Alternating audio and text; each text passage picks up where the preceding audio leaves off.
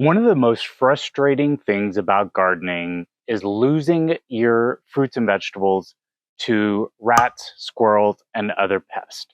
So today I want to go through two of the things I've tried in the past, and one of the things that we're going to do today to protect some of my cherimoya, and then some of the other things I am thinking about doing.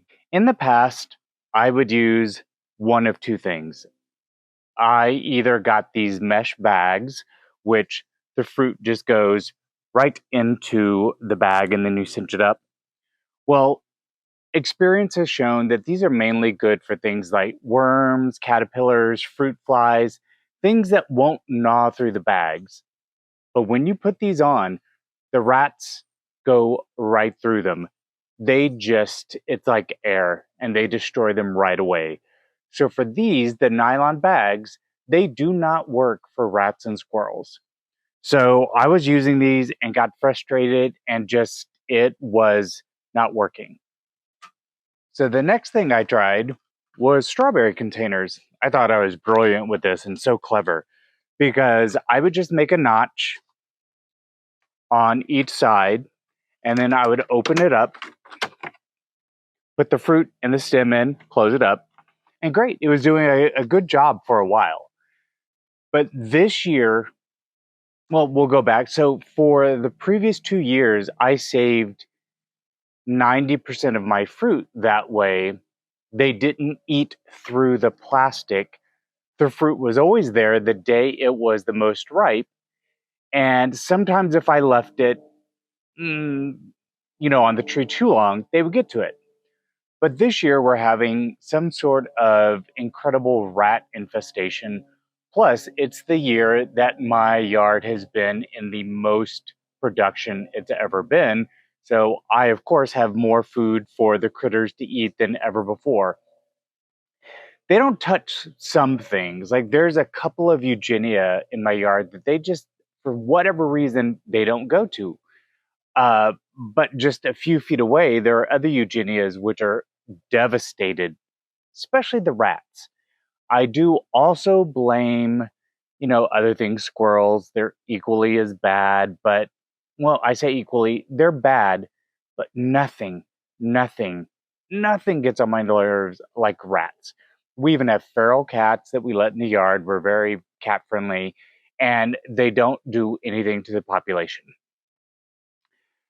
This year I'd come out and these containers, I don't know if you could see, that hole right there was eaten right through by a rat. And they had no problem fitting their little head in and then going into the inside of the container. And then they would literally eat everything.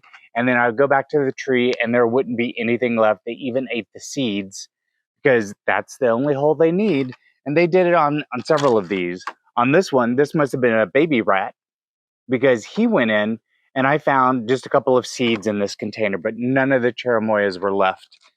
And then this one is another one with a big hole. So this was a big issue because I went through a lot of time and effort this year to hybridize plants. So one of my goals is to take cold hardy Annona, so cherimoya, certain reticulata, a few sugar apples. They're not really cold tolerant. My point is I'm taking the cold hardy Annona and trying to hybridize them with other Annona so we can have some really cool Annona that are and can be grown in colder areas. So like Cherylata, for example, does really well here. And then there's an Atamoya called Pink's Mammoth. Oh my God, I love the taste of that. It tastes like vanilla ice cream. So I combined both of those. It was successful. I had several fruits. The rats got to every single one. So they destroyed my label, they destroyed the fruit, and they destroyed the seeds. But what's tough is if they did leave me a seed, but they didn't leave my label, because I would say what the pollination cross was, then it really wasn't any good for me. So that did me absolutely zero good. So the other day I posted a video on my frustrations and people chimed in on what some of the things were that they used. And I was like, okay, this is all pretty good. But there were things like menthol, mothballs. I've tried stuff like that. The problem is it doesn't last long, at least where I am. So I'd have to reapply several times a week. When you're busy with a full schedule and you can only get out to your yard like once a week, it's very difficult for that to be effective. So that wasn't my number one solution. Rubber snakes, that was another one. I'm going to try that again. But again, with not being in the yard all the time, it's very difficult to make that work because with the rubber snake, they will remember that it did not move. And after a few days, they won't care and they will go right back to it. And then once they know that it's not a threat, it will not keep them away. So you would have to keep moving the snake over and over again. And then they have to eventually not be brave enough to go and eat anything by that snake, because the very first time they go and they eat that fruit by the snake, it's done. That will offer no protection to any rat that knows that trick, and they teach each other. So once a rat knows that it can do a certain thing, they go and they teach that to all the other either babies that they have or other things. So I tried that years ago, and I remember that when that suggestion came to me, I was like, oh, bummer. That didn't work for very long. It did work until it didn't. And then there you go. I've also tried CDs and everything else hanging in the tree. So exclusion is probably going to be the best solution for me. I need to put something around the fruit, and I need it to be solid enough to prevent the rats from chewing into it, giving it airflow so the fruit can ripen naturally and not get sunburnt as well. Because sometimes the strawberry containers could concentrate the sun into it, almost like a magnifying glass, but it had a lot of air slots. So what I will be doing in a future video, I'm creating a 3D container that's really thick, but lots of air movement in there. So I don't think the rats are going to be able to, let me phrase it this way, they would, if they took days, could chew into it.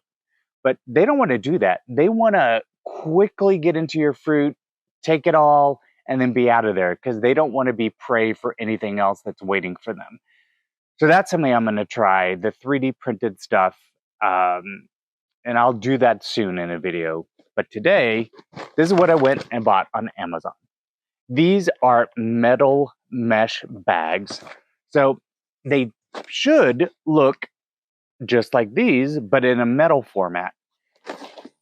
Again, they want to get in and out as quickly as they can. And if they have any sort of thing that prevents them from getting in, they move on to the next thing, like to the neighbor's fruit or neighbor's fruit or whatever. That's why the strawberry containers work so well for a while, because it took them a while to figure out to eat through the plastic to get to the fruit. But then once one of them did it, all of my containers were destroyed like that. So with these, we're going to be doing, here's what it looks like. Here's the box. So theoretically, this should look just like, these are a little clunky. I mean, okay. Didn't know what to expect. I'm not dissing them, but they are clunky. They're big, so you can easily fit a mango. You can easily fit something else in there. And then this is kind of like a really tough metal that their teeth. All right, I already see flaws, but I'll do update videos to let you know how it goes. But if the fruit is right by the edge, they could possibly get their teeth into the holes here and puncture the fruit and cause some damage. But if you're able to get a nice ball around, and one of the things I'm thinking about doing is putting the strawberry containers on, and if this were to still fit, well, no, that's where my 3D design is going to come in. This is too large. So I will do a 3D design for different types of fruit. I'll do one for cherimoyas. I'll do one for mangoes because, they all have different shapes. I'll do one for guavas. And it would probably be best to cover it with one of those protectors and then put this metal mesh over it.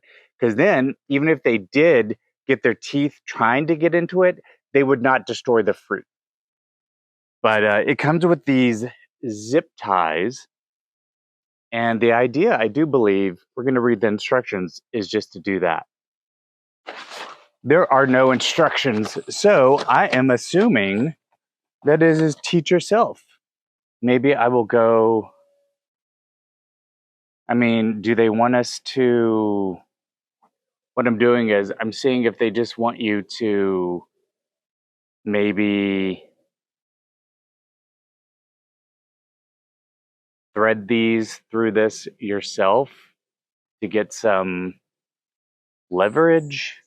You know what I mean? And then you'll probably need to do a couple of places on both sides because you're going to want to cinch the bag around the fruit.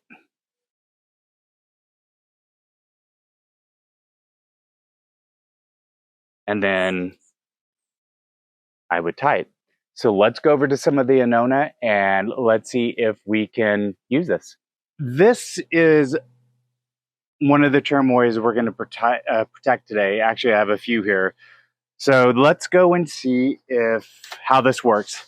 They did not get to them in the containers yet. That's why I did an overnight shipping of the metal bags, because out of the 100 that I pollinated, I'm going to get just a few, right? So we will take that strawberry container off. And with what I was showing before, let's see how this would work with closing this off. Again, I think that they want you to go through and thread this a few times. Again, no instructions in the box, so I'm just using my noggin. The plastic one has a blue string at the top. I'm assuming they want you to make your own here, and they just didn't do it for you at the factory. So here I am. What if I held these and cinched these? Would I be able to get a good... See, I don't like that necessarily because I barely have enough coverage of the stem. I need to go a little bit higher to these. Okay, so that was try number one. I just need to thread, I think, a little bit more on this side. So we're gonna go and do, I just had one loop. Let's do like 3 on this side. Okay, and then we'll go through 1, 2, 3 on the other side. So I've just put the zip tie a little bit further into the mesh a few times. Again, I wish the stem was longer because then I'd feel like there's better coverage. Once this bad boy is on, I will show you guys a close-up. Let me see if I can get... You know what? I'm just going to go ahead and do it because once you start zip tying them, maybe it'll do a little bit... Yeah, it'll do a tighter number. All right. And then I should be able to cut that. Let's do another one, and then I'll show you close-ups of what these look like. It worked a little better than I thought it would, so that's good. Well, let's go and protect these other ones. We'll do another one and just thread it through a couple of times. And then Kelly, in the magic of editing, why don't you go ahead and fast forward this so people aren't bored to tears. Thanks. All right, so we're ready for fruit number 2. And I guess what I was saying is I was able to get it a little bit closer to the stem than I thought I would. Ooh, this is one of my special. This is cherimoya pollinated with longiflora. Longiflora is one of those rare species that has a unique taste that is cold tolerant. Cherimoya is already cold tolerant, so we should be able to get a really cool fruit with different taste than most of us are used to with cherimoya. And of course, this applies to Eugenia, Garcinia, mangoes, whatever, right? with this protection. I just have this to show as an example. Okay. I'm going really tight with these. When you cut these, you'll need to be pretty clever with the way you cut it so that you don't accidentally cut the metal mesh bag. All right, let's do some different angles now. I just did this one and I just noticed the way I had put the zip tie in, it left some openings here. So I'm gonna just get some bread ties and I'm going to just add some extra closure in those so that the rats can't get into this one. In case I didn't say it before, if you guys could, if you want to use these, I will leave a link in my description. And if you could use that link, I'm a super small channel and I love growing rare fruit and love teaching guys about it. And if you could use my link, it gives me a little tiny affiliate link. I would very much appreciate it because I would like to do this full time and just share the best ways to do a little food forest for you guys. And you can learn through all of my trials and errors. This one is another cherimoya pollinated with Annona longiflora. Let's see.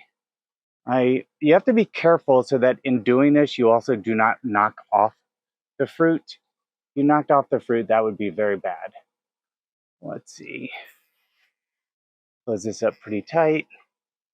Again, you want to loop that through as many of the things as you can, which I've now learned, because you want that opening at the top to be as close together as possible. Let's see which other ones we can do. By the time I am doing this one, which is another hybrid, I'm going to put the zip tie through so many of these. I mean, every inch, so that it can go and get as much closure at the top where it cinches together as possible. Pain in the butt that you have to do these yourself, but worth it. It's not really that hard.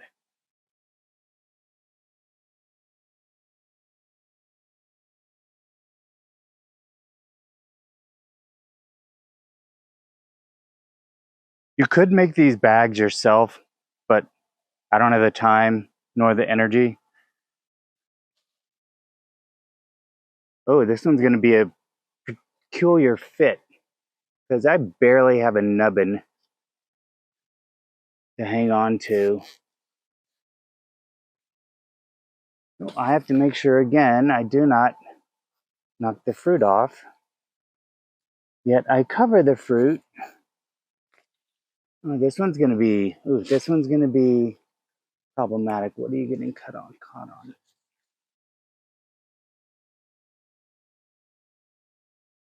And that's still cinched up pretty nice. There we go. It's not bad. What's funny, not funny, is I even see the rats literally ate a hole through the fence so that they could get through to the cherimoya easily. So they are in it to win it this year. But this is what these look like close up. So I've cinched them as much as I can. The more you lace up the zip tie into the mesh, the closer of a union you're going to get at the front. So I was in a rush because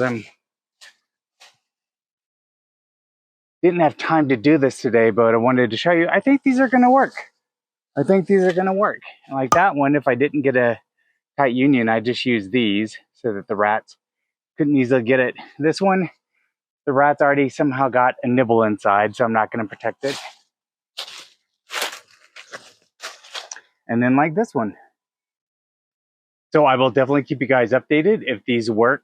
And don't forget to follow and like for more.